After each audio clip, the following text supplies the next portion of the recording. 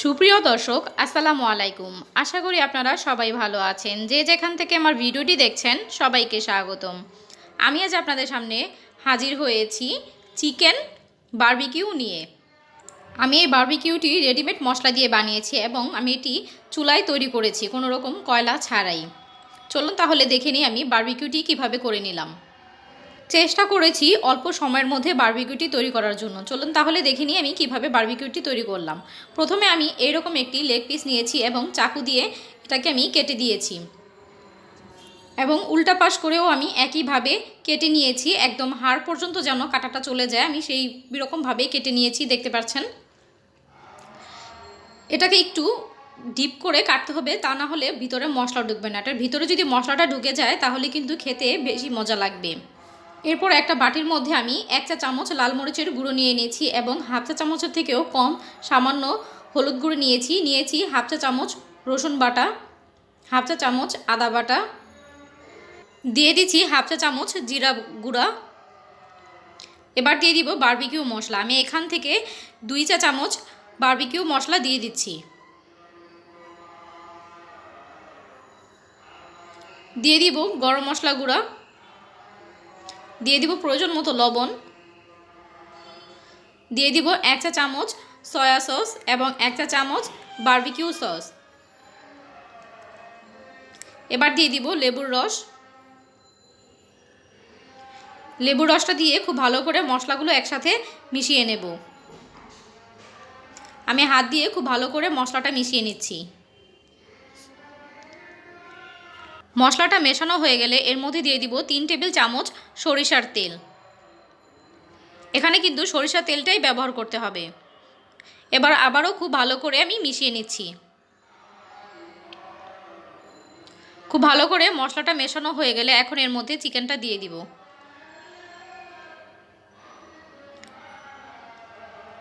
চিকেনটা দিয়ে খুব ভালো করে ম্যারিনেট করে নিচ্ছি। দেখতে পাচ্ছেন এর যে আমি কেটে দিয়েছিলাম সেই প্রত্যেকটা কাটা জায়গায় আমি ভালো করে মশলাটা ঢুকিয়ে দিচ্ছি। দেখে নিশ্চয়ই বুঝতে পারছেন আমি কিভাবে দিচ্ছি। খুব ভালো করে মশলাটা ভিতরে ঢুকিয়ে দিচ্ছি, তাহলে খেতে বেশি মজা লাগবে।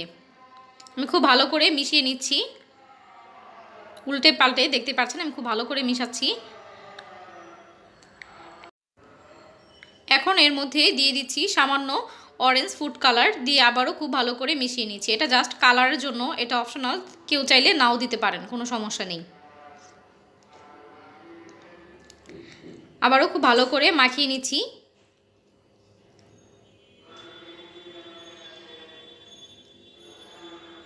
এবার ঢাকনা দিয়ে ঢেকে 2 ঘন্টার জন্য একটা সাইডে রেখে দিব।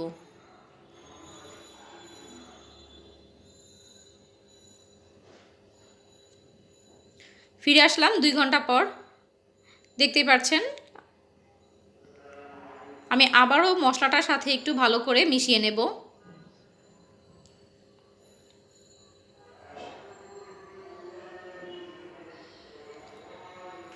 মশলাটা আরেকটু ভালো করে মিশিয়ে নিয়ে একটা সাইডে রেখে দিচ্ছি। এরপর আমি ফ্রাই প্যানে সরিষার তেল দিয়ে দিচ্ছি।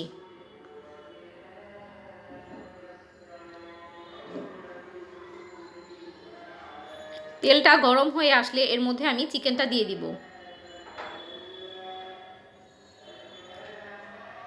এই পর্যায়ে কিন্তু চুলার আঁচটা কমিয়ে দিতে হবে।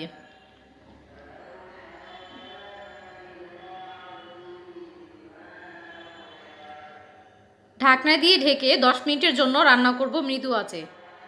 10 মিনিট পর ঢাকনাটা খুলে এটা উল্টে দিব। দেখতে পাচ্ছেন একটা পাশ কিন্তু হয়ে গিয়েছে। আমি আবারও 10 মিনিটের জন্য এটা ঢাকা দিয়ে রাখবো। 10 মিনিট পর আবারও ঢাকনাটা খুলে নাড়াচাড়া দিয়ে দেখে দিচ্ছি। চিকেনের অপর পাশটাও কিন্তু হয়ে গিয়েছে।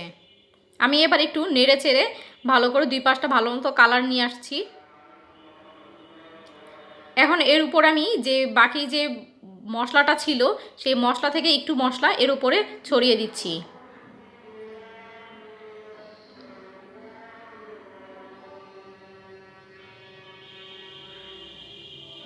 এবার আবারও 5 মিনিটের জন্য ঢাকনা দিয়ে ঢেকে নিব। 5 মিনিট পর আবারও ফিরে আসলাম। এখন এটাকে উল্টে দিব।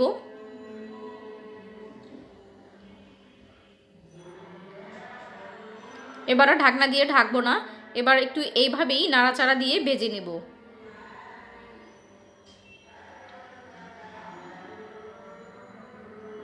পছন্দ অনুযায়ী কালারটা চলে আসলে আমি এখন এটাকে তুলে নেব। আমি এইরকমই লুকটা চেয়েছিলাম, যেন একটু পোড়া পোড়া হয়, তাহলে খেতে বেশি ভালো লাগবে।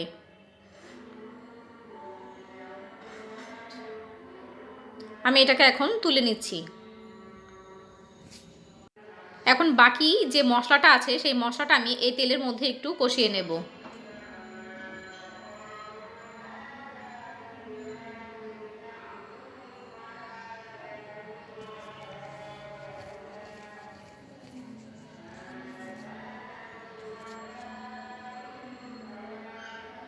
আমি বাটিটা ধুয়ে একটু পানি দিয়ে দিয়েছি, যেহেতু ওটার মধ্যে অনেকটা মশলা লেগেছিল।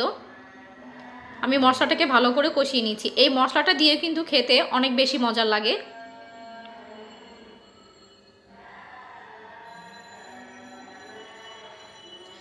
আমি মশলাটা নামিয়ে নিয়েছি এবং দেখতেই পাচ্ছেন আমি পরিবেশন করে নিয়েছি ভীষণ মজার চিকেন বারবিকিউ। এই চিকেনটা খেতে কিন্তু অনেক বেশি মজার হয়েছিল এবং খুবই অল্প সময়ের মধ্যে আমি চেষ্টা করেছি চিকেনটা তৈরি করার জন্য।